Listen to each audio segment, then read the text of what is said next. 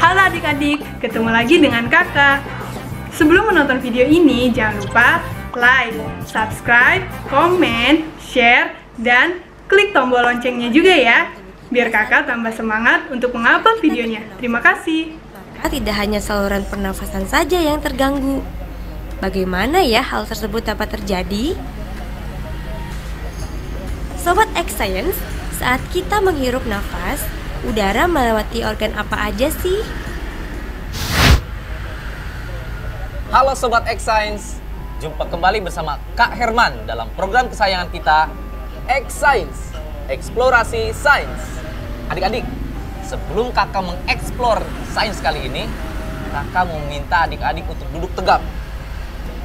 Kemudian, adik-adik ikuti kakak menghirup udara dalam-dalam. Tahan, kemudian lepaskan. Nah, kira-kira adik-adik sedang melakukan apa? Apa? Bernapas, betul sekali. Ada yang tahu apa itu bernapas? Bernapas adalah menghirup udara atau menghirup oksigen, kemudian mengeluarkan kembali. Tuh, ya. Nah, ketika adik-adik bernapas, organ apa saja yang kira-kira adik-adik rasakan yang dilalui oleh aliran udara tersebut? Ada yang tahu? Yang pertama apa? Betul, hidung. Nah, dari hidung, nanti udara yang kalian hirup itu akan masuk ke faring. Dari faring, masuk ke laring. Dari laring, ada ke trakea, terus tembus ke bronkiolus. Dari bronkiolus nanti masuk ke alveolus. Nah, kita bahas satu-satu. Yang pertama, hidung. Kenapa tadi organ pernapasan itu masuknya ke hidung? Karena di dalam hidung itu ada rambut-rambut halus dan selaput lendir yang fungsinya untuk menyaring kotoran dan menghangatkan udara. Apa? Mulut. Nah, ini pertanyaan bagus nih. Kenapa mulut tidak masuk ke dalam sistem pernapasan? Karena di dalam mulut tidak ada rambut-rambut halus yang bisa menyaring kotoran-kotoran yang masuk. Begitu ya. Jadi, hidung adalah rongga pernapasan yang pertama. Yang kedua adalah faring. Apa itu faring? Faring adalah sebuah persimpangan. Nah, di dalam persimpangan itu ada yang nama kayak katup gitu, atau pintu. Pintu buat apa? Pintu untuk sekat antara kerongkongan dengan tenggorokan. Nah, namanya sekat itu adalah epiglotis. Nah, jadi nanti adik-adik harus hati-hati. Di sana ada epiglotis yang sangat sensitif gitu ya. Ketika terbuka ke kerongkongan atau ke tenggorokan, nanti udara harusnya masuk kemana? Nah, udara itu harusnya masuk ke laring. Apa itu laring? Laring itu adalah saluran tenggorokan. Udara masuk ke dalam saluran tenggorokan, di dalamnya terdapat vili-vili halus yang sangat sensitif terhadap benda-benda asing. Nah, kemudian dari saluran tenggorokan, udara itu akan masuk ke trakea. Apa itu trakea? Trakea itu adalah cabang, karena paru-paru kita tuh ada dua, ada di kiri dan di kanan. Nah, nanti masuk ke trakea, disebut bronkus namanya, gitu ya. Percabangan itu disebut bronkus. Setelah masuk ke percabangan tersebut, masuklah ke dalam paru-paru. Di dalam paru-paru tersebut, bronkus memiliki cabang juga, namanya bronkiolus. Kenapa memiliki cabang? Karena nanti di sana ada banyak sekali tempat. Nah, tempat itu untuk pertukaran udara yang masuk ke sana. Namanya adalah alveolus. Nah, alveolus tadi disebutkan tempat pertukaran udara. Udara apa saja? Oksigen dan karbon dioksida. Nah, jadi ketika udara itu bertukar, masuk oksigen, keluar karbon dioksida. Itu seperti itu. Namanya adalah saluran pernapasan. Bagaimana adik-adik? Menyenangkan bukan belajar sains? Nah, sekarang kakak mau mengajak adik-adik untuk bereksperimen tentang kapasitas paru-paru kita. Nanti adik-adik bisa mencoba di rumah. Kira-kira siapa ya yang kapasitas paru-parunya paling besar? Siap untuk mencoba? Baik, selamat mencoba. Saatnya kita bernalar. Yuk, mari kita bernalar ya. Teman-teman kalian melakukan percobaan untuk menentukan paru-paru siapa yang dapat menampung udara paling banyak. Percobaan dilakukan seperti pada gambar berikut. Masing-masing anak menghirup udara sebanyak mungkin dan menghembuskannya ke alat percobaan melewati sedotan.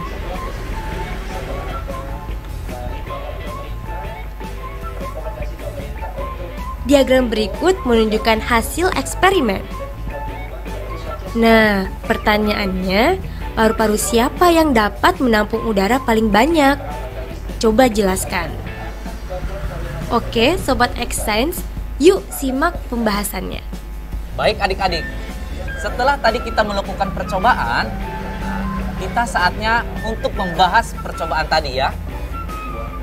Pada rangkaian percobaan terlihat dan itu terisi penuh dengan air.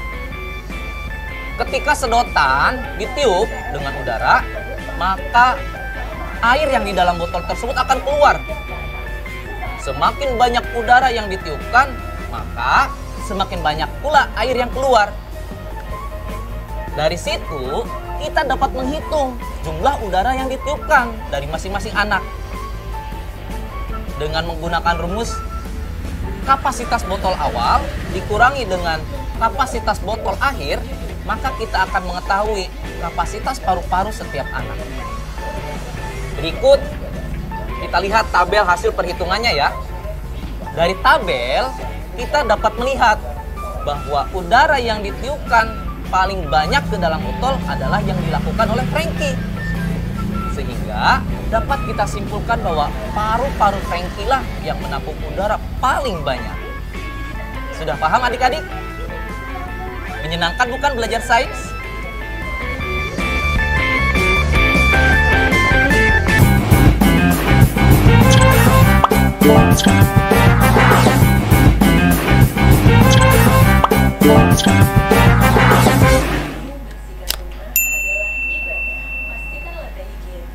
Halo Sobat X-Science, jumpa lagi dalam program kesayangan kita semua, X-Science, Eksplorasi Sains.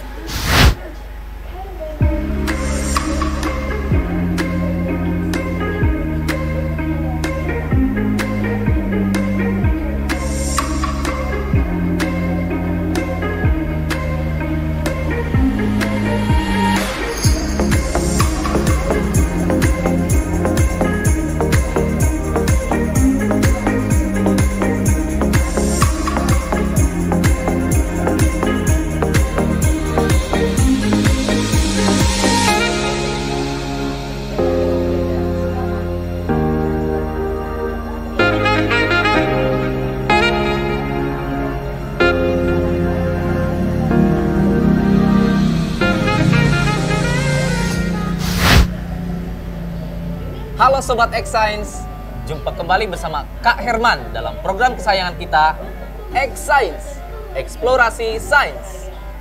Adik-adik, siapa tuh yang lagi makan? Hati-hati ya, jangan makan sembarangan, karena nanti adik-adik bisa sakit perut. Siapa yang pernah sakit perut? Kenapa bisa sakit perut coba? Itu artinya alat pencernaan adik-adik ada yang terganggu. Alat pencernaan? Apa sih alat pencernaan itu? Sudah tahu belum? Ayo kita bahas. Yang pertama adalah mulut. Mulut itu fungsinya untuk mengunyah makanan. Di dalam mulut ada gigi dan ada lidah. Jadi di dalam mulut itu bisa secara mekanik maupun secara kimiawi makanan dicerna. Dari mulut, makanan akan melewati faring. Faring itu adalah pintu yang membatasi antara kerongkongan dengan tenggorokan, biar nanti makanan tidak salah masuk. Seharusnya makanan masuk kemana? Iya, betul sekali, ke kerongkongan. Masuk ke kerongkongan atau esofagus.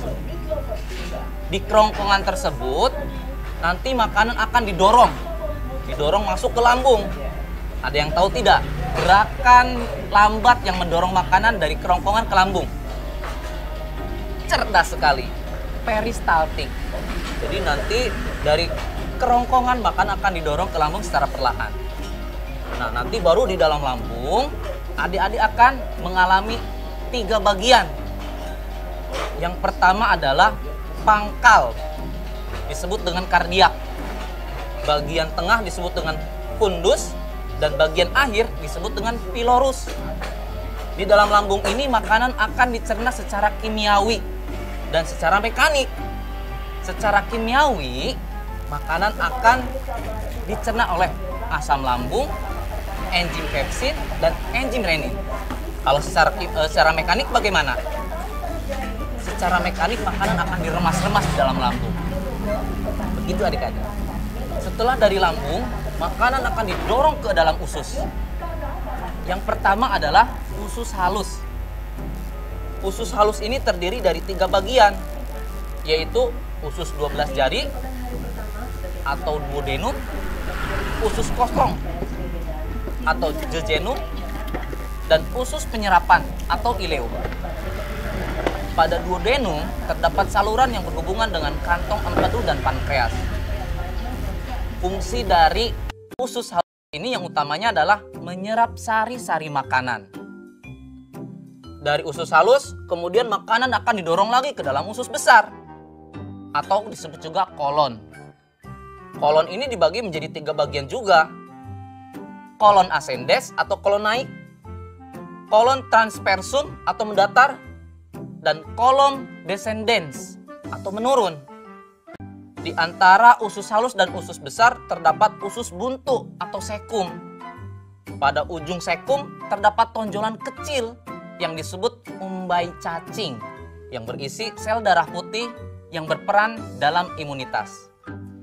Fungsi usus besar ini adalah menyerap cairan-cairan yang tersisa dari sari makanan yang sudah diserap tadi. Nah, akhirnya makanan yang sudah dicerna dikeluarkan melalui anus.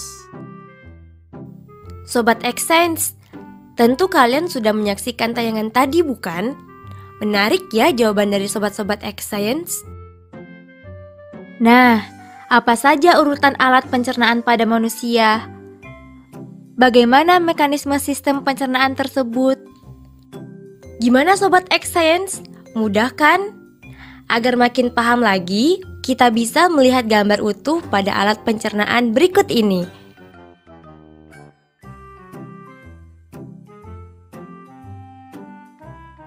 Selanjutnya, Sobat X-Sense, terdapat organ pencernaan tambahan. Apa saja organ pencernaan tambahan tersebut? Pertama, hati. Hati berperan dalam proses detoksifikasi, yaitu menetralisir racun berbahaya. Hati juga berfungsi sebagai organ penyimpanan zat besi dan vitamin A, D, E, K, dan B12. Selain itu, hati juga berfungsi menghasilkan getah empedu. Kedua, kantung empedu. Kantung empedu terletak di bawah hati dan menyimpan getah empedu yang dihasilkan oleh hati. Ketiga, pankreas. Pankreas terletak di balik perut di belakang lambung. Sel-sel pankreas menghasilkan cairan pankreas yang akan masuk ke dalam duodenum melalui saluran pankreas. Selanjutnya kita simak bagaimana mekanisme sistem pencernaan di dalam tubuh. Bagaimana Sobat X-Science? Unik bukan? Ternyata begitu ya nasib makanan yang masuk ke dalam mulut kita. Luar biasa bukan ciptaan Tuhan yang Maha Esa? Maka sejatinya kita harus selalu bersyukur. Saatnya kita bernalar. Yuk mari kita bernalar ya. Perhatikan gambar berikut ini. Gambar tersebut menunjukkan salah satu bagian dari sistem pencernaan makanan di dalam tubuh. Menurut kalian, apa yang terjadi dengan X di organ M? Yuk simak penjelasannya. Adik-adik, untuk menjawab pertanyaan tadi, adik-adik harus tahu dulu poin penting yang harus adik-adik tangkap. Kira-kira X itu akan mengalami apa ya di organ M? Nah, Tapi kita harus tahu dulu, L itu organ apa, M itu organ apa. Yang paling bisa kita ambil adalah organ L. Kenapa organ L? Karena di atasnya ada penyerapan sari-sari makanan atau absorpsi zat makanan. Kira-kira yang fungsinya penyerapan sari makanan itu apa? Betul sekali. Berarti organ L itu adalah usus halus. Kenapa usus halus? Karena usus halus kan terdiri dari 3 bagian. Yang pertama usus duodenum, yang kedua usus jejunum, dan yang ketiga usus ileum. Usus ileum inilah yang berfungsi menyerap sari makanan. Sehingga X ini bisa kita simpulkan sebagai sisa makanan yang telah dicerna di usus halus. Kira-kira dari usus halus lari kemana? Betul, dari usus halus makanan akan didorong ke usus besar. Artinya M ini adalah usus besar. Nah, X di dalam M ini atau di dalam usus besar ini akan mengalami 3 peristiwa. Yang pertama, diserapnya kelebihan air. Yang kedua, dipecah oleh bakteri sehingga bakteri menghasilkan vitamin K yang diserap lagi oleh tubuh. Dan yang ketiga, dikurangi tingkat keasamannya. Nah, jadi sudah tahu kan bahwa X itu akan mengalami apa saja di M? Seru kan belajar sains?